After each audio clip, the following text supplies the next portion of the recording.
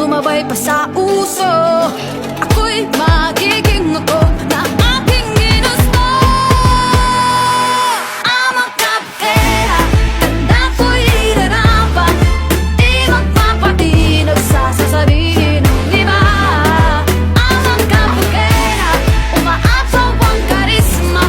Ang tunay kong ganda sa lahat na iba. Sa tuwing ako'y napaparaan, narinig ang bulungan na ako'y di kagandahan, ngunit ako'y lang pakialam. Di ko na kailangan na magpaganda, dati ko palang panalo na. Di ko sinampayo ng iba para ibandera aking ganda. Di ko kailangang sumabay pa sa uso. Ako'y magiging